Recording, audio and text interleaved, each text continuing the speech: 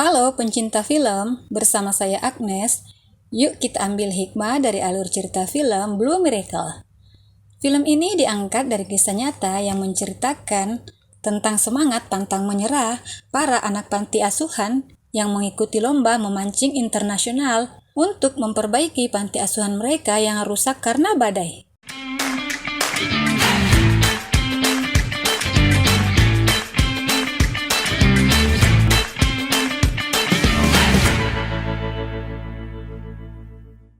Awal film kita diperlihatkan seorang pria parubaya terbangun dari tidurnya karena mengalami mimpi buruk saat sedang memancing dengan ayahnya. Pria itu adalah Omar. Omar sendiri tinggal bersama sang istri yang bernama Beka dan puluhan anak jalanan yang tidak mempunyai tempat tinggal serta orang tuanya yang bernama Dika Sugar. Omar adalah pemilik panti asuhan tersebut. Pagi itu anak-anak di pantinya memberitahu jika teman mereka yang bernama Tweety menghilang. Omar pun segera mencari anak itu, dan ia berhasil menemukannya di bawah jembatan. Omar segera membawa anak itu kembali ke panti asuhan, dan segera meletakkannya di tempat tidur. Di pantinya, Omar selalu menjaga anak-anak yang tidak memiliki tempat tinggal dan orang tua. Saat itu, istrinya memberitahu kepada Omar bahwa bahan makanan yang tersedia mulai menipis. Dan pada saat itu kondisi perekonomian Omar sedang tidak baik. Terbukti di mana Omar selalu dihubungi oleh pihak Bank Unit Region untuk menagih pinjamannya. Saat itu Omar menemui Tweety dan menghiburnya. Saat itu Tweety sedang mengalami masa sulit karena kehilangan sang ibu. Omar kemudian mencoba menghiburnya dengan mengatakan bahwa untuk mengatasi masa sulitnya, ia harus menulis di selembar kertas. Lalu menancapkan kertas tersebut dengan paku di pintu dan berdoa bahwa Tuhan akan mendengarkannya. Tak lama setelah itu, seorang polisi datang menemui Omar untuk membantu berkomunikasi dengan seorang anak yang ia bawa karena dituduh mencuri sebuah arloji. Anak tersebut bernama Moko.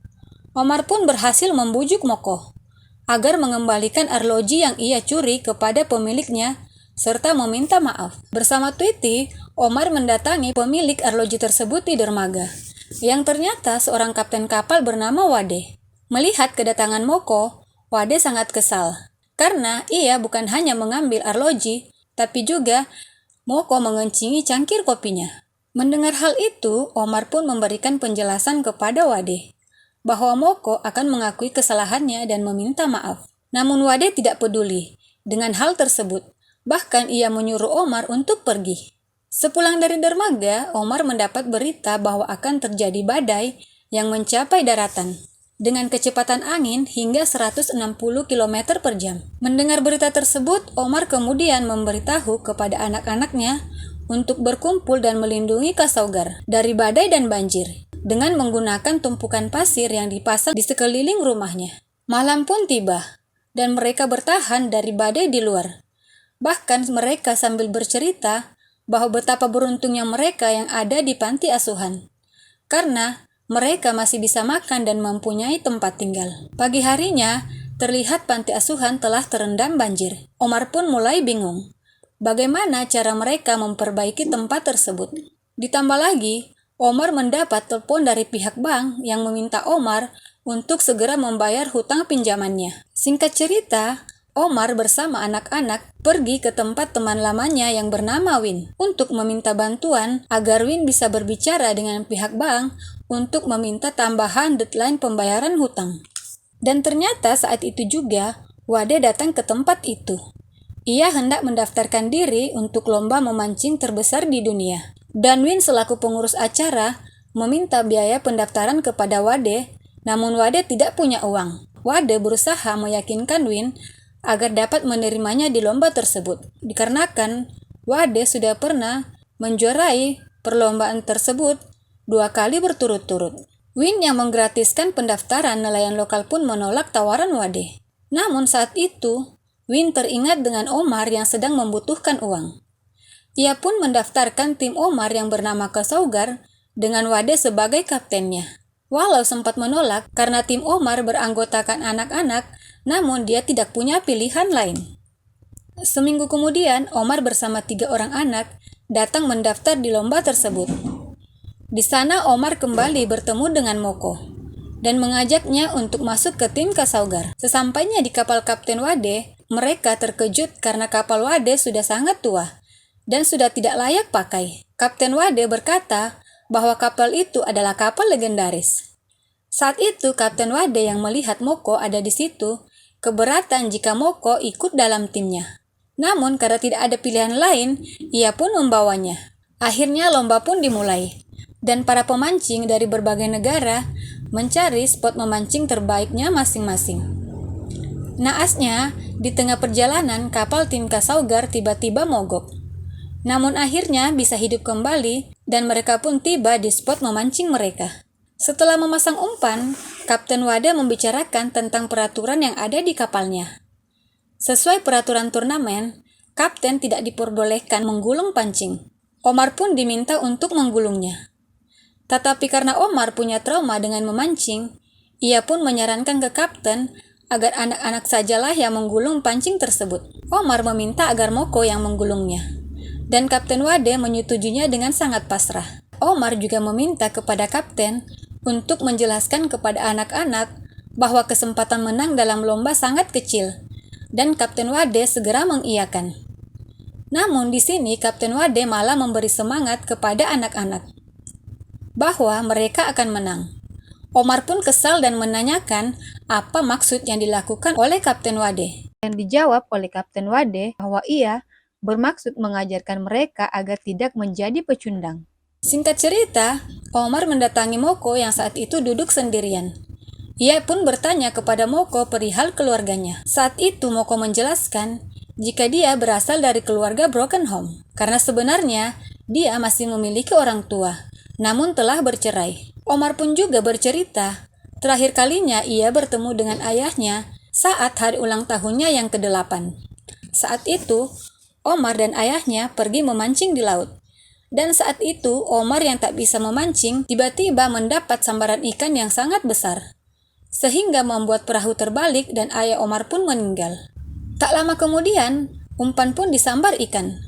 Kemudian Moko pun menarik pancingannya, dan Koto yang merupakan asisten sang kapten memberitahu kepada menara bahwa umpannya telah dimakan. Namun sayangnya ternyata yang mereka dapatkan hanyalah sampah. Singkat cerita, mereka pun pulang dengan sangat kecewa. Sesampainya di dermaga, ternyata lawan mereka berhasil menangkapkan ikan marlin dengan berat 167 kg.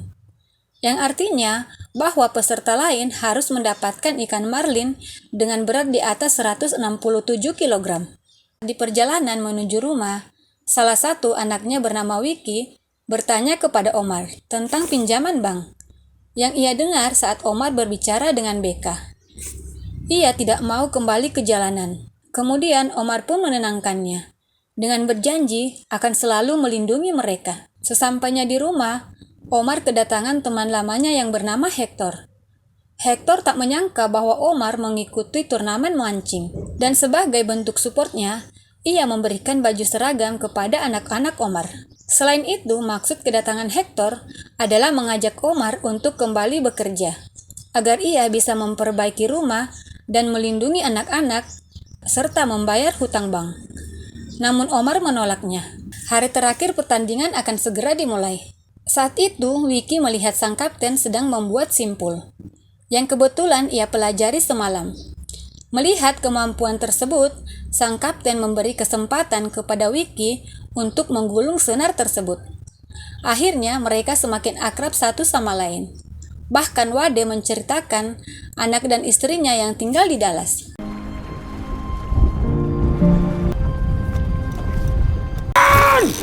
Kapten, setelah menunggu beberapa lama, akhirnya umpan kembali disambar ikan, dan Wiki pun segera menggulungnya. Mereka kembali bersemangat, bahkan kapten terus mendampingi. Tapi tak disangka, tiba-tiba hujan turun. Gecko dan Moko yang tak saling menyukai, akhirnya berkelahi, hingga tercebur ke laut. Omar tidak bisa berenang, sehingga terpaksa Kapten Wade meninggalkan Wiki sendirian untuk menyelamatkan Gecko dan Moko. Sementara itu, Wiki yang kurang berpengalaman membuat ikan besar itu terlepas, sehingga membuat Kapten Wade sangat kesal dan marah. Panitia lomba memberitahu bahwa di hari kedua ini Masih belum ada nelayan yang bisa menangkap ikan. Mereka pun pulang dengan rasa kecewa. Sesampainya di rumah, Beka memberitahu kepada Omar bahwa pembicaraan Bisbi dengan bank gagal dan beberapa orang properti datang untuk memfoto rumahnya. Sore harinya, Omar menemui Wade di dermaga. Wade meminta maaf atas umpan keberuntungan, yaitu nama Adel yang ia ambil dari nama sang istri. Karena hal itu adalah ide anaknya. Ia terakhir bertemu dengan anaknya pada tahun 2009. Kemudian Omar mengatakan bahwa ayah yang hebat bukanlah seorang yang mendapatkan piala terbaik, namun seorang ayah yang selalu ada untuk anaknya. Saat itu Wade mengetahui bahwa Omar memanfaatkan turnamen ini untuk menyelamatkan rumahnya dari bank. Omar membujuk Wade untuk tidak menyerah dalam satu kesempatan. Tapi Wade menolak. Ia merasa sudah tidak mempunyai harapan. Mendengar hal itu, Omar pun meninggalkan Wade dan memberikan secari kertas kepadanya yang berisi sebuah gambar kapal bersama Kapten Wade dari Tweety. Melihat itu, sang kapten pun tersentuh. Malam harinya, Kapten Wade mendatangi Omar dengan membawa ikan marlin yang sangat besar. Maksud kedatangannya untuk membuat rencana agar mereka dapat memenangkan turnamen dengan ikan tersebut. Saat itu Omar menolak, namun ini merupakan strategi yang digunakan Wade untuk kemenangan kedua kalinya. Demi mendapatkan uang dan menyelamatkan anak-anak, akhirnya Omar pun mengikuti permainan Wade. Keesokan harinya, Tweety ingin ikut bersama Omar. Tapi saat itu Kapten Wade sempat menolak. Namun setelah mengetahui bahwa Tweety yang telah membuat gambar itu, Kapten Wade akhirnya mengizinkan Tweety untuk ikut. Saat itu ikan yang mereka bawa terlihat berada di bawah kapal. Namun tiba-tiba saja perahu mereka mogok. Panitia lomba datang untuk melihat kondisi mereka. Mereka takut ketahuan telah menyiapkan ikan, tapi untungnya kapal mereka kembali menyala dan segera pergi. Saat tiba di spot memancing, Omar dan Kapten Wade mencoba mengikat ikan itu ke umpan pancing. Dan saat Kapten Wade meninggalkannya, Omar kembali tersadar dan tidak ingin berbuat curang. Ia pun membuang ikan itu. Kapten Wade merasa kesal dan sedih karena hal itu. Omar merasa bahwa mereka telah kalah dalam lomba itu dan tidak memiliki kesempatan lagi untuk menang. Dan tak hanya itu, anak-anak pun merasa sedih karena mereka harus kembali menjadi gelandangan di jalan. Tak lama setelah itu, umpan Omar kembali dimakan oleh ikan. Kali ini, sang kapten meminta Omar untuk menggulung senarnya, agar bisa melawan rasa takut dan trauma yang dialaminya di masa kecil. Kapten Wade terus membantu dan mengarahkannya. Mereka semua kembali bersemangat. Seorang anggota di kapal memanggil panitia lomba dan melaporkan bahwa tim Kasaugar mendapatkan sambaran ikan marlin besar. Omar terus berjuang keras karena mungkin ini satu-satunya kesempatan untuk tim mereka. Saat dia hendak menyerah, dia melihat anak-anak di situ. Akhirnya dia kembali bersemangat.